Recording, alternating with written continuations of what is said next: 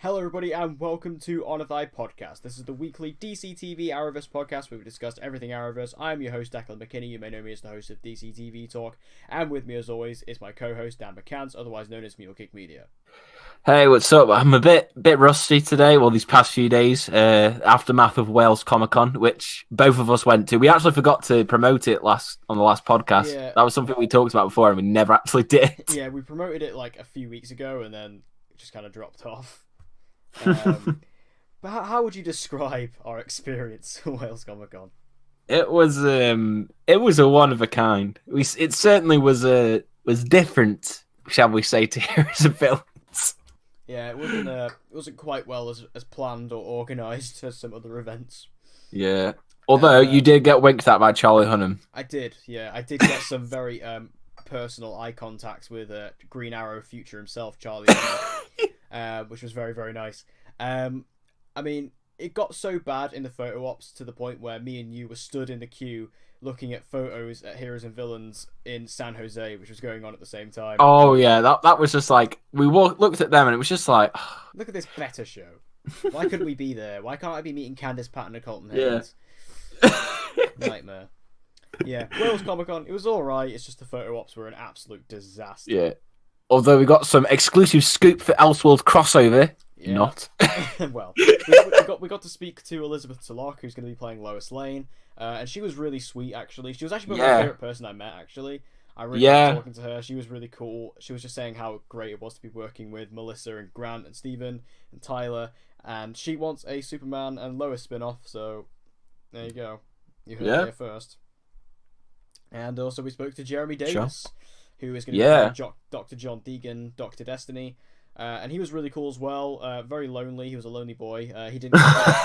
Nobody was going to visit him, unfortunately, but we did because we knew he was Dr. Destiny. So we went to go speak to him, and he was going on about how crazy it is and how fun it's been to play a villain. But he didn't really want to talk about it because the CW snipers were watching him. So yeah, we didn't want to kill him, so we didn't push him. But he was a nice guy. He was cool. Yeah, very, very cool guy. Yeah, I'll try and remember to put pictures up if I can. If you can. I said I'd do that last time and I didn't, so... Exactly, because this man's lazy. This man puts minimum effort into his videos. It's fraud. Man, I run 2 channels and 2 podcasts. I'm a busy boy. Right, let's move over to the news. We had a few new images released for Elseworlds, and one of them actually revealed Stephen Amell's wife, who's Cassandra Jean Amell. She's going to be playing Nora Freeze in this crossover. And we got to see not only Mr. Freeze's gun, but what I found more interesting is Bane's mask. And more specifically, Bane's mask from The Dark Knight Rises. From The Dark Knight Rises, yeah. This is really cool. I mean, it doesn't mean anything. It could, though. What if they're in the same universe? Well, I was more going along the lines of people thinking Bane's in this crossover. Yeah. But, I mean, Bane, like... I mean, I think it's cool, the fact that they're using that mask and not going like down the comic book route, because I actually really like that mask. I think that's really cool. I've really liked that design. But yeah, Bane, I heavily doubt he's in this crossover. He could be. No. I mean, he could be. Like, maybe I think considering that Gotham's going to be using him quite heavily in season 5, I don't really see how Warner Brothers would allow the CW the rights to use him. Yeah, I'm surprised that they even got away with allowing them to use the mask from The Dark Knight Rises, because I'm guessing they must have just gone for the prop room, was like just begging to them to use it. I mean, it's cool because it kind of like, maybe that means it could fit into the Dark Knight universe. Probably not. Yeah. Hey, you never know. They say Batman's been missing. Maybe this takes place after The Dark Knight Rises. Damn. Oh, what about if Christian Bale is just like at the end of this crossover? Christian Bale just walks out with Anne Hathaway. Yeah. If not, somebody add this in a fan edit, please. Even if it's really poorly done, I just need it. I want to know though how many people took the Bane mask and started doing the voice. Like, we know how much. I assume you've seen that video of Stephen Amell and David Ramsey doing the Bane voice thing. Yeah. So I imagine Stephen Amell would have had some fun with that. But it's cool. I do like the fact it's the Dark Knight Rises one. I think that is cool. It would be extremely painful. So, do you accept this man's resignation? The resignation of the corrupt. So, Batwoman, obviously our favourite topic.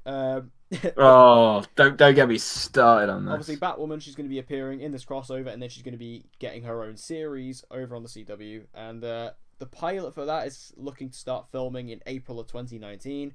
I mean, we can't really judge much until we see it. Well, we can, because we've been doing it ever since it was announced. But, but I mean, I would be really excited for this if it wasn't for the casting. Yeah, the casting just puts me off it. Like, you pick Mrs. I can't act for shit, but I'm in everything big right now. That's basically what it is. It's just like, the thing is, they're so intent on doing this. We haven't seen it yet. The response to it has already been like divisive as it is. Like, I don't know. They must be really gunning for the fact that she's given an Oscar-worthy performance in this episode, which I doubt is going to be the case. I mean, again, I would love to be proven wrong, but I mean, we saw like kind of like her first like exchange of words as Kate Kane / Batwoman in the latest crossover trailer, which we'll talk about later, I think. But yeah, interesting that they're doing it so early, but at the same time, I don't know. I mean, I'm still not all excited for it, but you never know. We could do this podcast next week, and she could be absolutely amazing, and I'll just be like, I eat my words, and I'll like an absolute dickhead. You're completely contradicting yourself here, because how we had this discussion last week. We had this discussion on the podcast where I said to you, "What about?" hypothetically, what about if this crossover is going to be the making of Ruby Rose? And you said, no, it's not going to be. It's not going to be. No. I said that's what I think. Now, I would love for her to prove me wrong, be absolutely amazing, and be like convincing me completely that she can do this. My problem is that based on her acting stuff that she's done beforehand, I just don't have that confidence within her. Because I mean, the best examples for this, look at Grant Gustin, when obviously, because this is kind of a similar scenario where they're bringing a character in to an episode where they're kind of like one of the supporting cast, and it's potential setup for the new series. Grant Gustin did this in Arrow Season 2 for The Flash. But the difference was that with Grant Gustin, I'd already seen him on other stuff, and I thought he was pretty good. He wasn't amazing, but he was still good.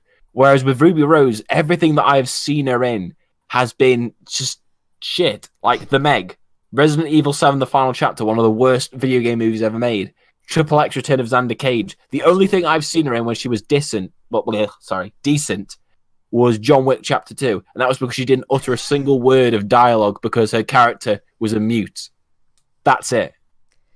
Triple X The Return of Xander Cage is kind of like an Oscar-worthy movie. So it's not. It's shocking. Stop defending such a crappy extreme sports film. I don't defend it. I just find it. You do defend it. This man's there like jacking off to Triple X because he loves Vin Diesel. He gets off on his bald face. I just think the movie's funny. I just think it's not. It's awful. This man confuses shitty films as good. You've got to understand that my experience with Triple X The Return of Xander Cage was having an entire IMAX screen to myself when I watched the movie on a lonely January Monday night by myself in IMAX. Exactly. This film came out in January. That's when you know it's shit. I still enjoy it. Anyway. Oh my god. But yes, the Batwoman pilot. I mean, I would be so excited for a Batwoman show if it wasn't for this casting. I would be so excited about it. There's so much potential. There's so much cool stuff they could do, especially with Gotham going off the air. That's gonna open up so much for the show, or at least I assume it will. So I wish I could be more excited about this. And if you go back through my channel when all this was first announced before the casting, I was ecstatic about all this, and I was so happy about the crossover. But now, no, I can't do this. I can't do this. Now, we did obviously get an Elseworlds trailer as well, with the first appearance of Kate Kane. So we did get to see Ruby Rose with a terrible line of dialogue. See, at least you admit it's terrible as well. But it seems to be cut short because she literally says, "Rain on your parade," which by its own makes no sense. So it feels, because, the phrase should be "sorry to rain on your parade" or something like that. So it feels like it was cut off halfway through and we only got the backside of it. Well, then it's like, why did they do that? Was the delivery beforehand that terrible that it was like, all right, let's just salvage what we can get?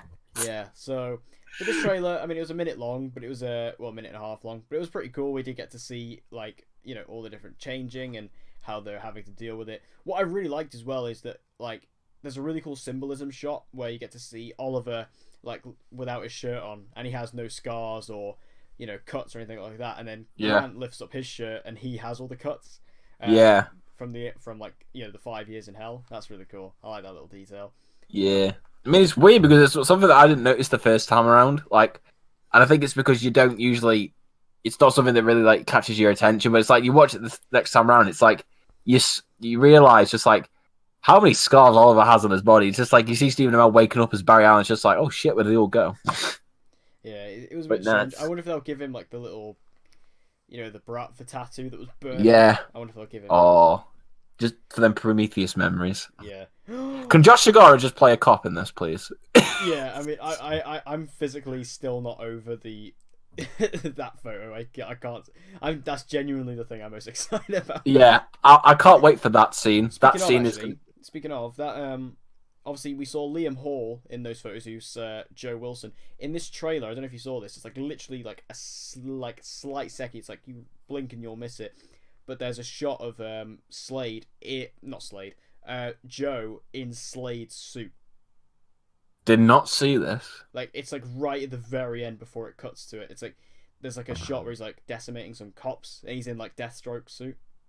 That's just depressing because Manny Bennett should be in that. Yeah, I mean, I wonder if Slade will show. I doubt it. I doubt Slade's in this, but no. I mean, I'd love it for. I'd love for it to be, but I just don't think it will happen. Like same as Prometheus. I'd love Prometheus to show up, but I just have accepted it's not going to happen. Yeah, I mean, it is a really cool shot, though. I will admit. Like, I just really like seeing all that. I'm gonna have to go back and find this shot because I completely missed it. Is it when on the trailer it like there's like a point in it where it just like it moves up to the top left hand corner? It's like just before it does that. So like, you can see it in full. Like it is there in full. So it is there, but it's just like it's really like a really short amount of time that it's on screen. It's a really cool shot though, and it does excite me because it's just like, well, what else are they gonna do? Like if Liam Hall's a cop and he's also Deathstroke, that's really awesome. Yeah, we also actually see Reverse Flash in this as well. Well, Wellsabard, as we call him. Yeah. Wellsabard, we see him. So he's here. This is interesting because given what's happened in the Flash this week, which we'll get to. Yeah. So Reverse Flash, it's interesting because we don't know what this is. Like, who is this the same Reverse Flash that we're going to be dealing with, or is this a different Reverse Flash? It's interesting, but I'm definitely excited. I am kind of disappointed though because there was that theory going around that John Barrowman was going to be playing Reverse Flash and Tom Cavanaugh was going to be playing the Dark Archer. I really wish that would happen. Oh, that'd be cool. Because obviously Oliver and Barry have swapped. It makes sense if Malcolm and Eobard swap, which would have been really cool. But it's definitely interesting that Eobard's in this though. I want to see what kind of role that he's going to play. We also got to see a bit more of John Wesley's ship. We got that teaser throughout this week as well. That little clip from the crossover that was tagged onto all the shows, where we get to see like all the heroes of Earth 90 getting killed off. Which CW, they've changed the Earth count again. I feel like that was just mainly done at the expense of being like, obviously because the 90s Flash, so that's probably why they did that, and then realised at the last minute, oh shit, we set ourselves a limit of 53. Yeah, I mean they said in the last crossover there was 52, and then there's Earth X, which is Earth 53, which is like an outlier. So I mean if it had like in brackets that it was an undesignated Earth, then maybe I could get away with it. But it's just the fact that it was just like, oh, Earth 90, like. I think what they're trying to do is they're obviously trying to set up Crisis and yeah, and I think obviously that's just what they're trying to do to try and retcon it. Which, to be honest, I'm happy with it. I prefer that there be infinite than because then you can do whatever. Like there's so many options or whatever. So yeah, I'm perfectly fine with this. It's not like a massive change, but yeah. But that little teaser was really cool though. I did like seeing like all the heroes being killed, especially because Smallville, Green Arrow appears to be in there. It could just be. It could just be another like version of the Smallville Green Arrow. It might not be the one that you obviously see on Smallville. So Hartley, yeah, it would have been nice if it was actually Justin Hartley, if he actually had a scene where it was like him in that suit. But I guess the man's too busy filming This Is Us. Yeah, I mean Stephen Amell, he has said that there's going to be like a treat for Smallville fans in his crossover. I'm guessing that's it. It could be that. So yeah, that'd be pretty sweet. Unless he's talking about the Kent farm, but we kind of already know about that because of set photos. So I don't know. We'll have to wait and see with that. But yeah, this trailer overall I thought was really cool. Again, just gets me more and more excited. It's crazy. The crossover is like literally next week. Well, technically this week, I guess. It starts on Sunday night or Monday morning for me. So yeah, I'm excited. I'm very excited. So, the final piece of news I want to talk about, and this other, I bet you thought I would have put the Elseworlds trailer as the last piece of news, but no, this is way more important. So we've had some information regarding episode 12 of Arrow season 7, which is otherwise known as the 150th episode of Arrow. We've had a couple of cast members being confirmed for this episode, and you already know what I'm talking about. Oh, this man's not going to shut up now for one. So first off, we have Willa Holland, who's going to be returning as Thea Queen. Now, this I kind of expected. Like, I kind of thought Thea was going to come back this season anyway. She can come back and die. Well, I mean, obviously there is the sort of prediction that perhaps she and Roy's daughter is Catherine McNamara's character in the future. Better than Olicity, baby. Yeah. A lot better. So this could be tying into that. Also, hopefully that means Roy's in the main storyline. Come on. But the way more important and way more awesome character confirmation who we got for this episode, well, technically it's not really confirmed, but our good friend over at Canada Graphs, he got to see that Joe D.D. Cole, who plays Rory Regan, aka Ragman, my boy, is returning for this episode. He was in Vancouver for a day. He filmed some scenes. He's on the Arrow He didn't set. film some scenes. There is no confirmation that he filmed scenes. On the Arrow set. No, he wasn't. He was spotted at Vancouver Airport. That is not an Arrow set. He was spotted at the Arrow set as well. Where? Where was your source for this? Because I heard it somewhere. That's not good enough. Literally, let's get true facts here, not fanboy facts that are like 50% right. All right? There was a photo of Joe Dinicol at Vancouver Airport. He was just there signing autographs. There was nothing explicitly in Canada Graph's tweet or anywhere else or any other sources that said he was filming, okay? So there is no confirmation or proof of this. So well, I'm just saying this. You, right? No. Let me put it this way. Wrong. So Joe D. Nicole shows up in Vancouver for a day during the filming of the 12th episode of this season. Coincidence? I think not. You do realise that Blind Spot also films in Vancouver, which he frequently does appear on. Yeah, but is Blind Spot filming right now? Yes. Is it? Yeah. I don't believe you. It's true. It films right now. It's filming right now. I know, but still, don't take this away from me. If he appears on Blind Spot, I'm just gonna rub it in your face so bad because you're gonna sit there throughout the entire 12th episode just being like, "Please show up," and then he doesn't, and then it's just like you were wrong. Going to be in this episode. You're going to be. He's not. Just remember, guys. We could have had an episode with Ragman back at Haven Rock in season 5, and they chose to do an Olicity Bunker Sex episode instead. Just remember that. This is the reason why I'm so salty. Because they chose to do that over an incredible episode with my boy Rory. Well, clearly they didn't have the budget, and they weren't even. They didn't. The CW didn't even have the balls to offer Rory a role in the Legends. So, Ragman is the definition of deserved better. He's taken the award from Ray Nadeem on Daredevil. Right? No, he didn't. He's not. Nothing beats Ray Nadeem on Daredevil. Oh yeah, Daredevil got cancelled. Right. Yeah. Fuck Netflix. I've already cancelled my subscription. Actually, have you actually cancelled it? Oh yeah, I cancel it, bro. There's no point. There's no point, fam. I'm just gonna watch it all online illegally. I ain't supporting those noobs. Cancelling my favourite shows. Well, literally the only show on there that I'm interested in is Altered Carbon, and that's fine because when that gets renounced to season 2 in probably like 3 years' time, I'll just watch it all on Putlocker instead because that'll be the best place for it. Well, there you go. Bit of Netflix insight going on another podcast this week. Yeah, fuck Netflix. Right. It's got trending, guys. Now, we're going to move over to our reviews. This is obviously a big week. This is mid-season finale week. Well, except Legends. But we're going to start off with Supergirl, Season 4, Episode 8, otherwise entitled Bunker Hill. Now, as far as this season goes, and as far as this finale went, I thought it was fine. I thought it was decent. Nah, you were saying it was a great finale in your review. Yeah, but time's gone on. And this is why this man is Mr. Flip Flop. He's like, oh, I'm so positive because it wasn't bad, and then he thinks about it, and it's like, wasn't that great? Just wasn't that great, guys. I think it just surprised me because it wasn't utter shit, which I really thought it was going to be. Like that should not be a positive. I mean, granted, this is Supergirl, but it's like you can't be using that as like a major pro for the episode. I mean, to put out a positive though, I think that because Kevin Smith directed this episode, and Kevin Smith hasn't exactly done a great job on the Arrowverse. I don't think personally. What? I don't think so. Like when you look at the episodes he's directed. Bullshit. Now he's good. He's done some really good ones. Like what was it? The Runaway Dinosaur, Killer Frost. I think those are two very strong episodes. I mean, granted, they're Flash. If you're talking about like primarily just Supergirl, I'd agree because his Supergirl episodes haven't been too good. Yeah, but I mean, I just think this was like one of his better ones. I mean, I still think Kevin Smith's a great guy. I just think his Arrowverse stuff has not been the best. I think it would be better if he actually wrote an episode. Yeah. Because I think, especially like, I think for Arrow this season, I know this is a bit of a sidetrack, but it's like, especially with Arrow, because it's obviously one of the two shows he hasn't done one for.